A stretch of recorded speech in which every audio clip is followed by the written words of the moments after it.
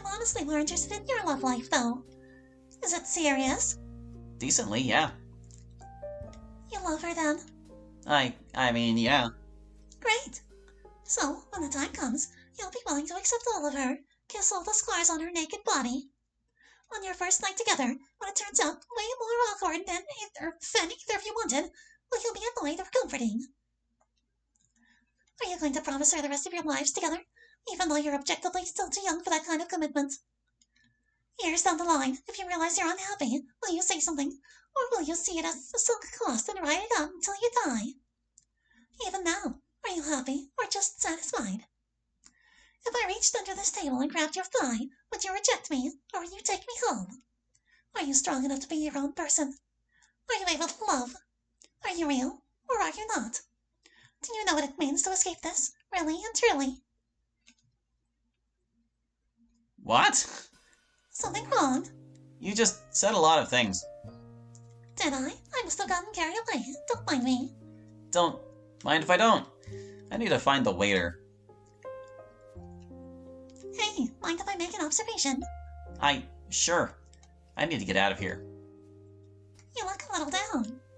One of those days, I guess. Well, it's been like that for a few days, hasn't it? You are stalking me then. Don't be silly. You're just easy to read.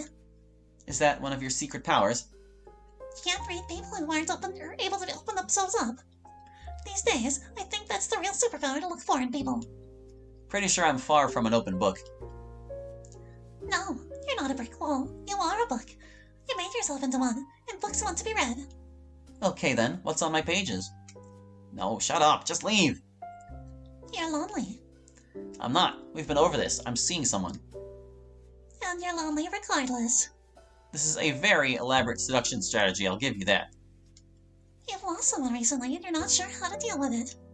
That someone was keeping you grounded, weren't they? You're fishing. If this is how you make friends, I'll be honest, your technique needs work. Her name was Sayori. Not bad for fishing, is it? What do you want from me? Is this some kind of taunt? Did you have something to do with what happened to her? That day you...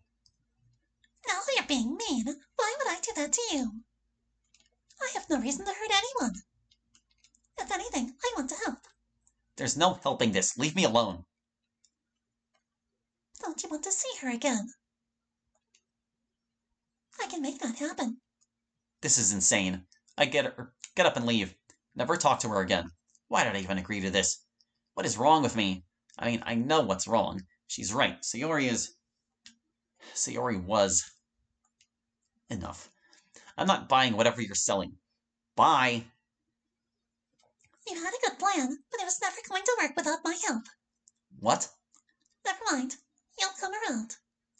But remember this. There's a book in your backpack. Don't read it. Breaking yourself again won't change anything. Everything you've heard about me, it's true. I can do the impossible. Which means I'm the only one who can help you. Reject me or not, that's a fact. Stop it. Stop being cryptic. Stop lying to yourself. You want to see Sayori again? Yes or no?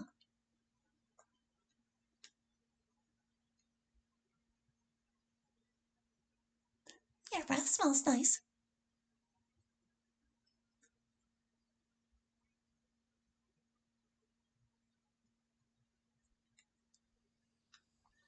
Would you look at that? I'm out of cards. Quite a strange tale, don't you agree? Our protagonist apparently traveled through time. Strange dreams. A ritual that ended up in me dying. Oh dear. Leori is dead, but that face at the end is certainly familiar, isn't she? That's right. This is, in the end, a mystery story. Have you figured any of it out, I wonder? You remembered. I did promise to go back to that card, didn't I? The Knight of Cups. Where was it? Right here, right? The final piece. So what happened here?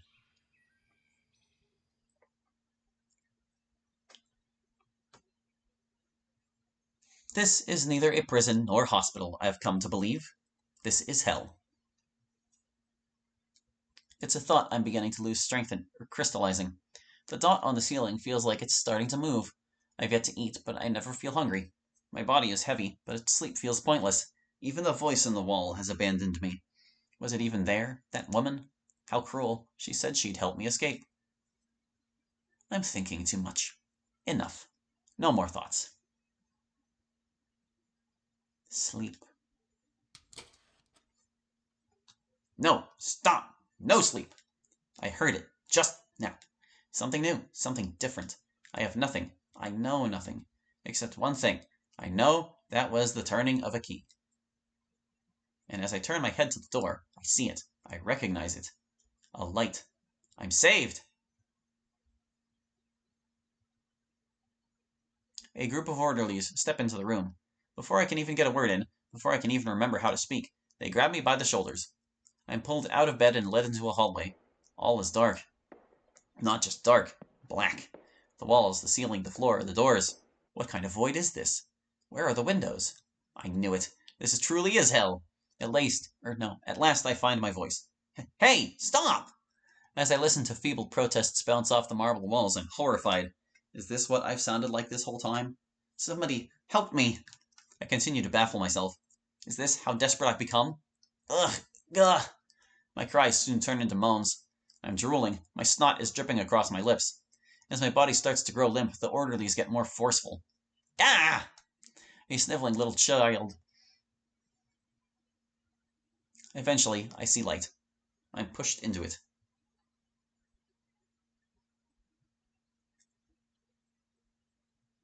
And suddenly I'm here. An office of some kind. In the corner of my eye, I can make a couple of steel frame beds. Make out a couple of... A doctor's office. Two orderlies drag me to a table in the room's center. Or not two, the orderlies. No restraints, at least. My limbs are too sore to move now anyway.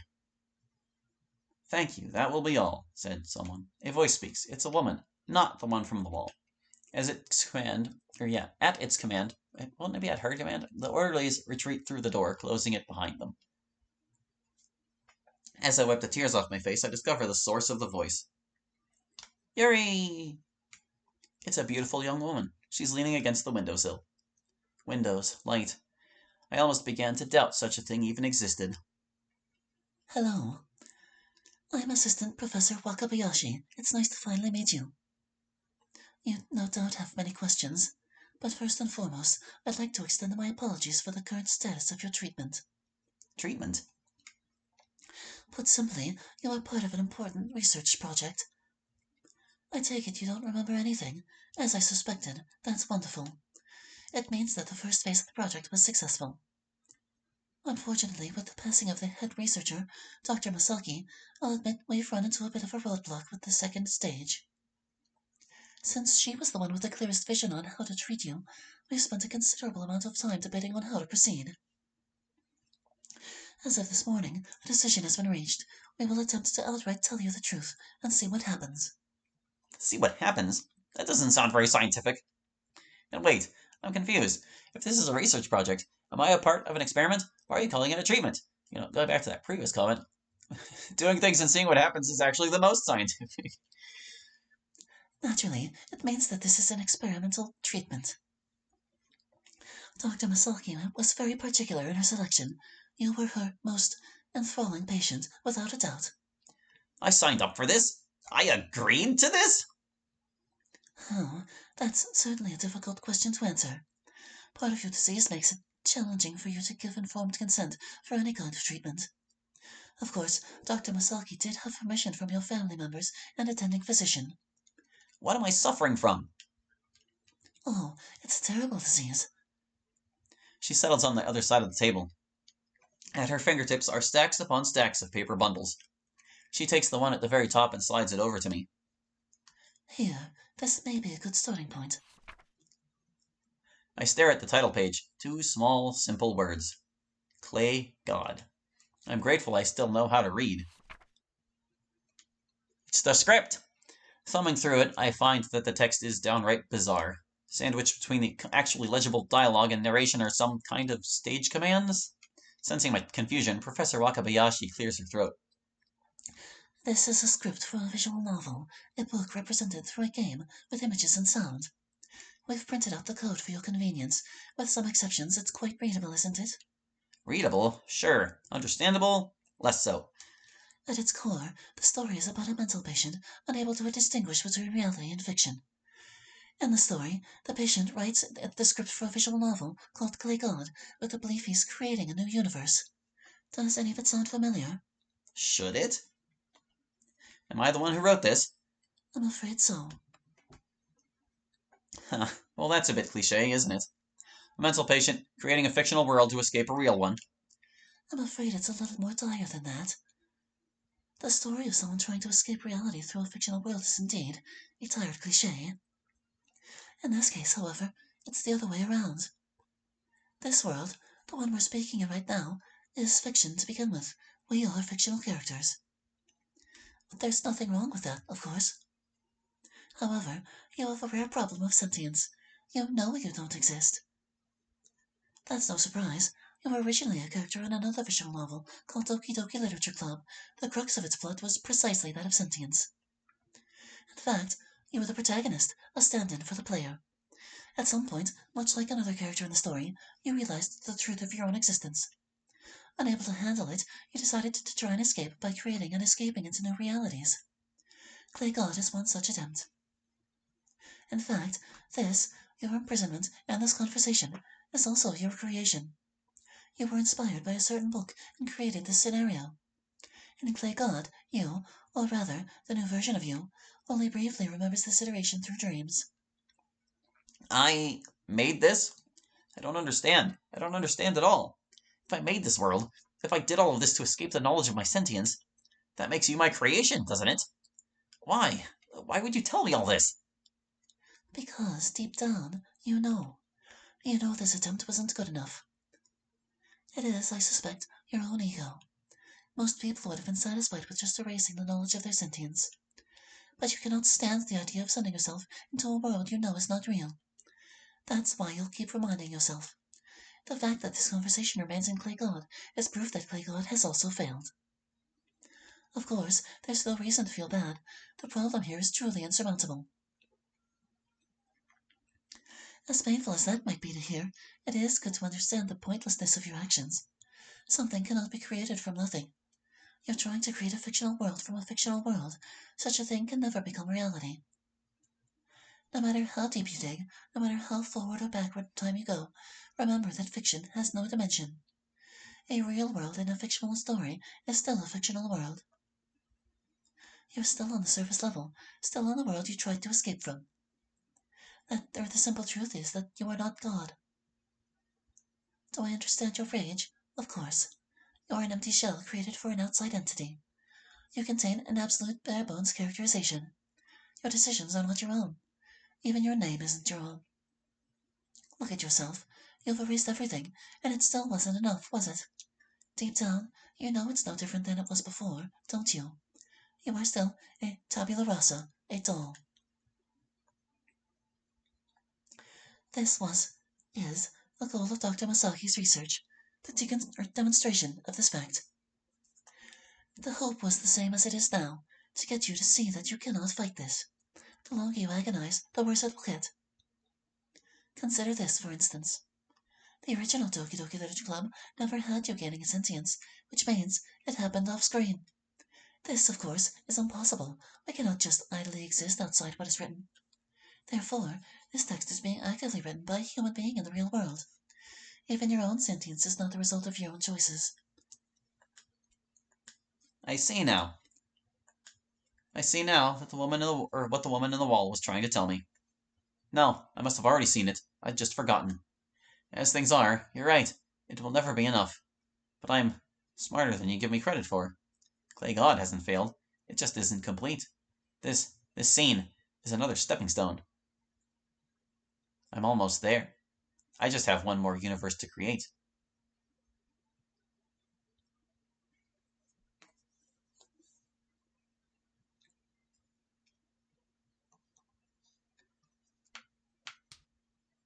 So is that it then? We already saw all of these, right? 2, 3, 4, 5, 6, 7, 8, 9, 10. Page of Cups, Knight of Cups, Queen of Cups, King of Cups. We did see all of those, right? I I don't remember. This is amount of credits. Did we do all these? I don't remember. I'm pretty sure we did do them all. Monica's gone. I can't ask her things. Nothing has changed. You sit at a desk, exactly as you have been this entire time. Monica is gone. Yes, I observed this. For the first time, you consider turning your head. Of course, you know this place. It's exactly what you expected it to be. This is the Literature Club room. There's nobody around. Your bones give a satisfying pop as you pull yourself to your feet. How long have you been here? You look at your hands. They're young. The fingers are thin, bony almost. You run your fingers through your hair. It's short. You touch your face. There's a faint prickling under your thumb as you move it across your cheek. Unshaven. A pool of spit swirls in your mouth. You swallow it. You move your tongue across your cracked lips. You turn your gaze to the window. The dying morning sky hangs above. As empty as the school grounds appear to be, you catch glimpses of movement from the neighboring windows. The movement grows livelier the longer you stare. Lunch break must have just started. The tarot cards lie neatly arranged on the desk. Careful examination of them reveals nothing of interest. You can't seem to trigger the events anymore. They're just pieces of cardboard now. Maybe that's what they've always been. Regardless, you gather the cards up. No sense leaving them out like this. Looking through the closet, you find an open pack of playing cards. It doesn't take a genius to figure out this was where Monica had gotten them from. You slide them back in. As you do, a stray glance gets stuck to the spine of a particular book. Artificial Alchemists, The Esotericism of the New World by Halley. How familiar. Sure enough, there's something handwritten on the first page. Muse property, meaning property of the Literature Club, do not take without permission. Who is Mew, anyway? Or did that say anyhow? Yeah, whatever. As expected, you find the section on the Devil's Sigil. Already familiar with its contents, you decide to scour the book further.